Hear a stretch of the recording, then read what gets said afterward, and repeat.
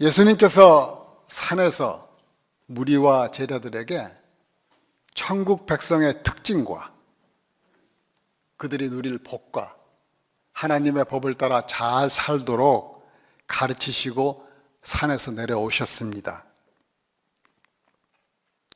이제 오늘 말씀 14절에서 17절을 보면은 예수님의 치유 사역에 대해서 기록이 되어 있고, 그리고 18절에서 22절은 주님을 따르려면 어떠한 마음 자세가 필요한지 제자도에 대한 말씀이 기록되어 있습니다. 예수님께서 병을 고쳐주시는 치유 사역을 보면 단순한 육신의 질병 치료를 넘어서 영적으로 죽은 자들을 살리시는 생명 사역임을 가시적으로 보여주고 있습니다. 그래서 예수님이 생명의 주관자이심을 보여주고 있는 것입니다. 당시 질병은 치료되기가 어려워서 아프다가 죽어갔는데 예수님으로부터 기적을 체험한 사람들은 대부분 그들의 믿음과 관련이 있습니다. 8장 2, 3, 4절을 보면 예수님께서 한 나병 환자를 치료해 주셨는데 그 나병 환자는 산에서 내려오시는 예수님께 나와 주여 원하시면 저를 깨끗게 하실 수 있나이다 라고 합니다. 이 나병 환자는 예수님을 주여라고 부르고 있는데 고쳐달라고 말하는 것이 아니라 주께서 원하시면 깨끗게 하실 수 있다고 이렇게 말하고 있습니다. 율법에 의하면 나병 환자는 사람들 가운데 들어오면 돌에 맞아 죽을 수도 있었습니다. 그런데도 자신의 목숨을 걸고 수많은 무리가 따르고 있는 주님 앞에 나온 것입니다. 이것은 그의 믿음의 행동입니다. 그러한 그의 믿음을 보신 주님께서는 그에게 손을 대시며 깨끗하게 해 주셨습니다. 이 나병 환자는 주님께서 원하시면 불가능이 없다는 것을 믿고 있는 것입니다. 또 5절에서 13절까지는 한 백부장의 하인을 고쳐준 이야기입니다. 이 역시 백부장의 믿음과 관련이 있고 그 믿음은 예수님을 놀라게 하였던 그러한 믿음이었고 주님께서는 이스라엘 중 아무에게서도 이만한 믿음을 보지 못하였노라 하셨습니다. 이어서 예수께서 백부장에게 이르시되 가라 너 믿은 대로 될지어다 하시니 그 즉시 하인이 나았습니다. 이렇게 백부장의 믿음을 보시고는 믿은 대로 될지어다 말씀만 하시니 즉시 하인이 치료가 되었던 것입니다. 또 14, 15절에 예수께서 베드로의 집에 들어가사 그의 장모가 열병으로 앓아 누운 것을 보시고 그의 손을 만지시니 열병이 떠나가고 여인이 일어나서 예수께 수종들더라. 우리는 코로나로 3년간 서로 거리두기 하면서 만지거나 악수도 할 수 없었고 마스크 쓰는 것은 기본이고 지금도 많이들 마스크 쓰고 계시잖아요. 기본이고 어디를 가든지 열을 재가지고 고일 나면 들어가지 못하게 하는 그런 경험을 우리는 다 했습니다. 지금처럼 의학이 발달되어 있는 상황에서도 그런데 하물며 의학이 발달치 못했던 예수님 당시에 열병은 심각한 질병이었습니다. 주님은 앓아 누운 베드로의 장모를 보시고 그의 손을 만지십니다. 앞에서 언급했던 그 누구도 만지지 않은 나병 환자에게도 손을 대주신 것처럼 말입니다. 이렇게 만지심으로 예수님께로부터 나오는 생명의 능력이 병든 자를 고치십니다. 그래서 이번에도 예수님께서 그의 손을 만지시자 열병이 떠나가고 치료가 되었습니다. 그리고 베드로의 장모는 일어나서 예수께 수종들더라 했는데 이것은 베드로 장모의 믿음을 나타내고 있습니다. 여기서 수정들다라는 헬라어로 섬기다, 봉사하다라는 의미로 디오코네오라는 단어입니다. 이 동사의 헬라어 시제는 어느 한 시점에서부터 시작한 그 섬김이 끊임없이 계속 지속되고 있다는 그러한 의미를 갖고 있습니다. 다시 말해 주님의 은혜로 살아나서 자신을 주께 온전히 바쳐 끝까지 변치 않고 제자가 되는 그러한 믿음을 보인 사건입니다. 우리는 주님으로부터 질병의 치료보다 훨씬 더 중대한 죄의 치료를 받은 그러한 사람들입니다. 그러므로 구원의 은총을 감사하고 주님을 경배하며 주님을 섬기는 것은 당연합니다.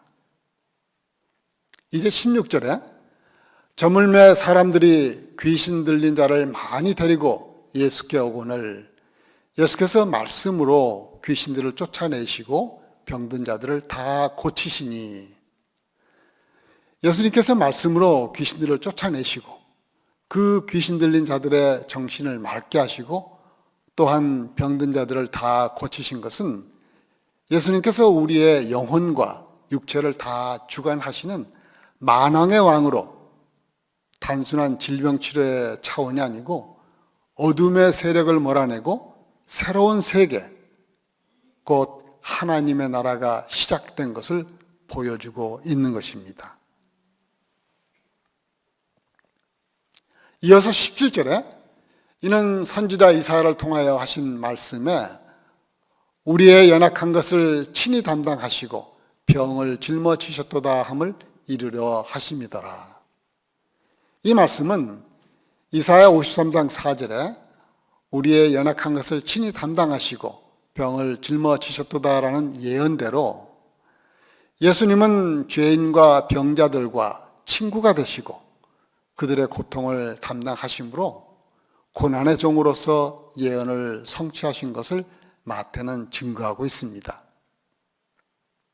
이제 18절에서 22절까지는 주님을 따르는 길이 무엇인지를 매우 충격적으로 확실하게 말씀해 주시는데, 18절에 예수께서 무리가 자기를 애워싸는 것을 보시고 건너편으로 가기를 명하시니라. 여기서 무리들은 대부분 병치료 목적과 호기심으로 몰려왔는데, 그러나 자신들의 이익에 별 도움이 안 되면 언제라도 떠날 그러한 군중들이 많았을 것입니다. 그러므로 예수님의 권세 있는 말씀 때문에 몰려온 사람들로만 보기는 어렵습니다.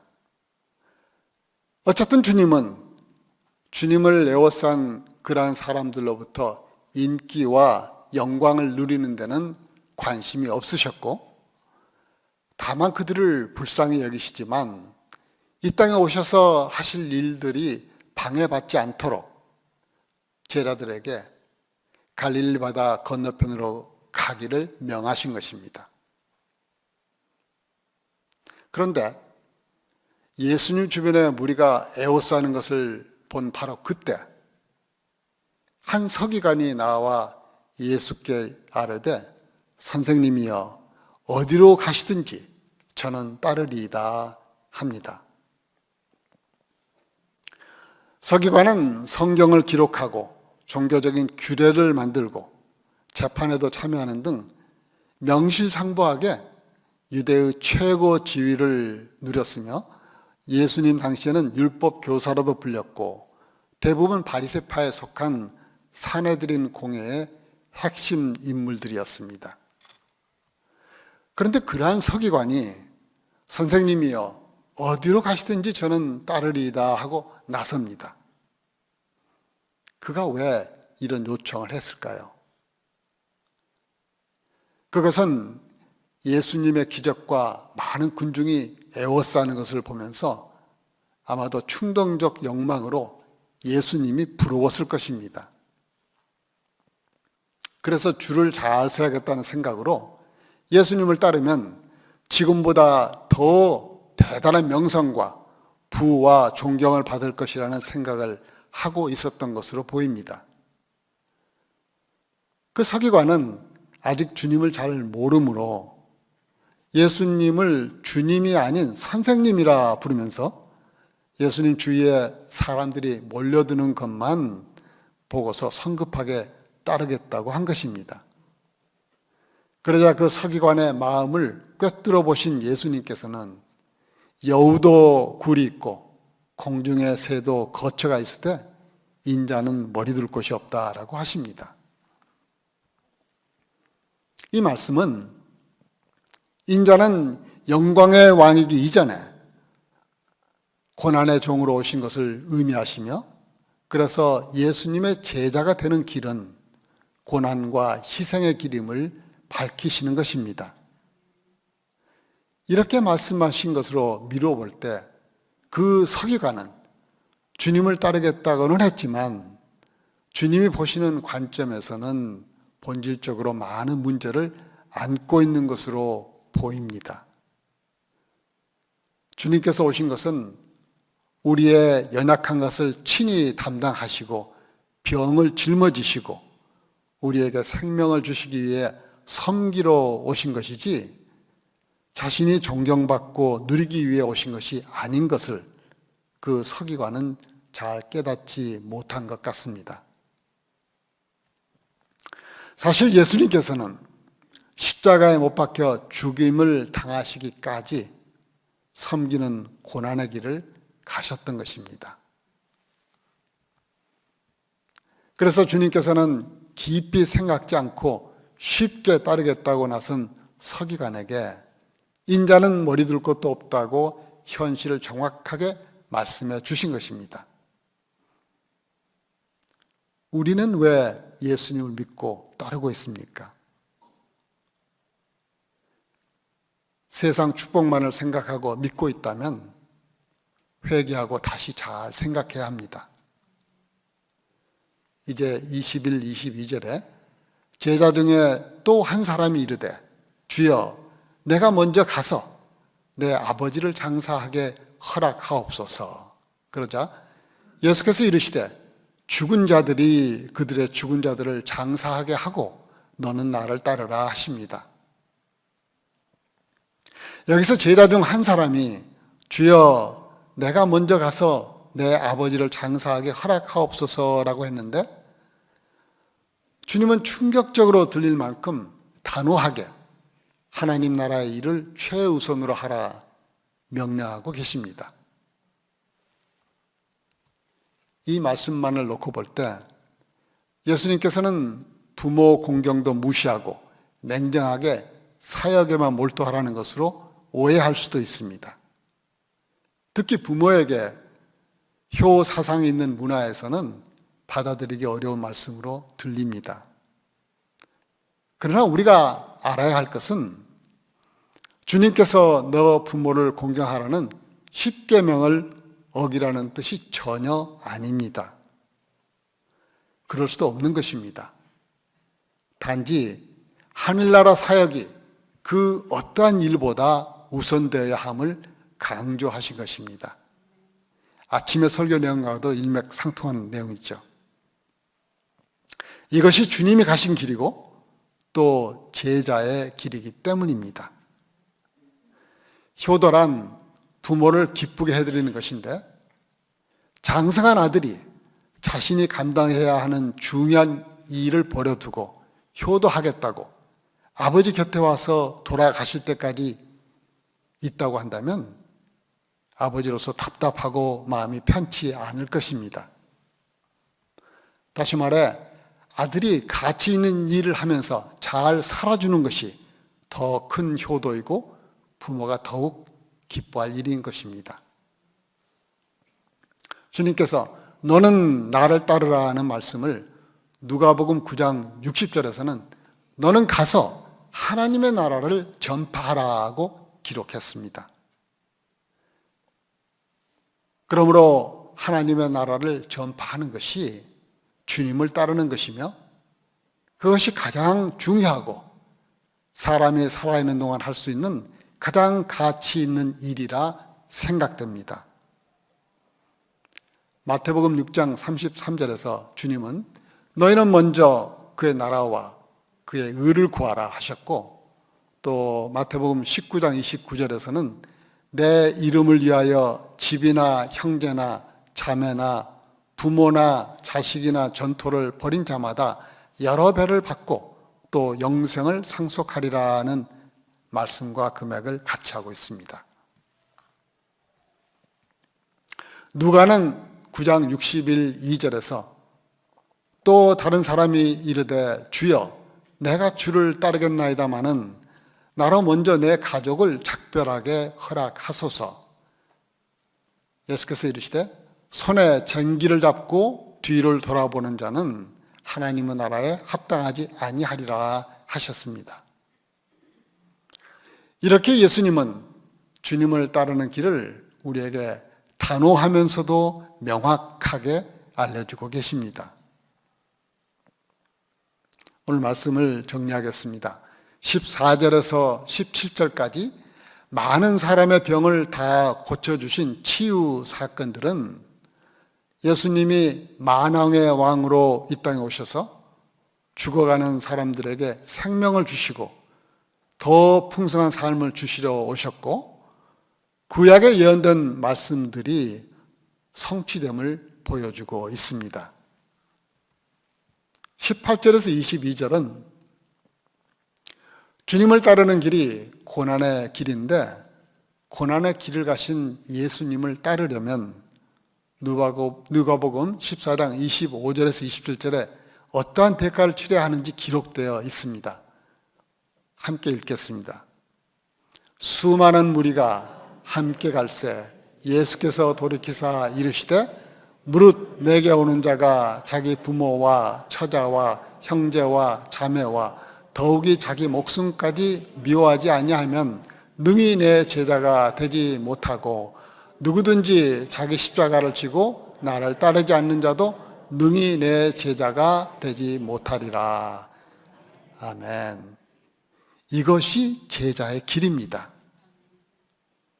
그러므로 주님을 따르려면 먼저 깊이 생각해야 할 것입니다.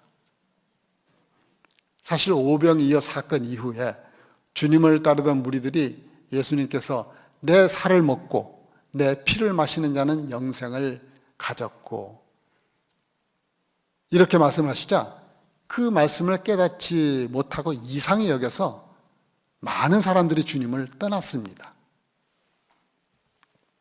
그때 주님은 12 제자들에게 너희도 가려느냐 묻습니다. 그러자 베드로가 영생의 말씀이 주께 있사오니 우리가 누구에게로 가오리까 이렇게 말합니다. 그러므로 눈에 보이는 세상의 축복 때문에 따르는 것이 아니라 영생의 말씀 때문에 따르는 저와 여러분이 되었으면 합니다. 그리고 또 한 가지 마음에 새겨야 할 교훈은 바로 우선순위의 문제입니다. 아침에 학교에서도 얘기했던 똑같은 내용인데요. 하나님의 나라와 의를 먼저 구하면서 하나님 나라를 전파하는 일을 최우선으로 하는 것이 너는 나를 따르라는 명령에 순종하는 길입니다.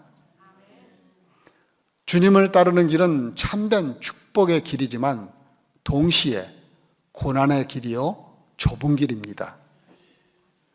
주님을 따르던 12 사도들도 순교의 삶을 살았고, 로마에서도 초대교회는 모진 박해를 피해 카타콤이라는 무덤 속에서 숨어 예배를 드리며 살았던 기독교 역사가 있습니다.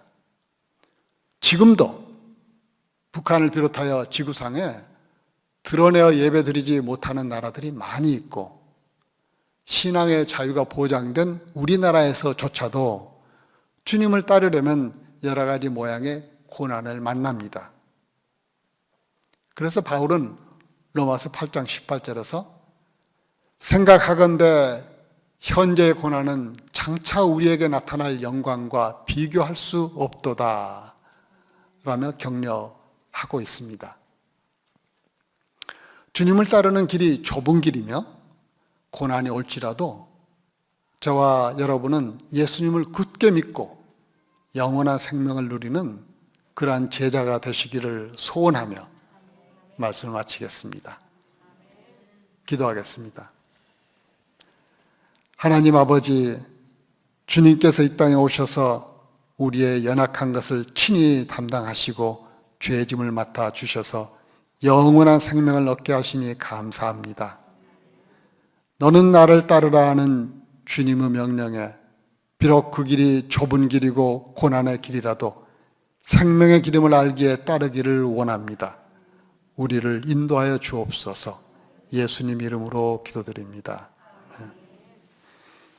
이제는 우리 주 예수 그리스도의 은혜와 하나님 아버지의 한없는 사랑과 성령님의 감동하심이 주님을 따르기로 결단하는 모든 성도들에게 지금부터 영원히 함께 하시기를 축원합니다. 아멘.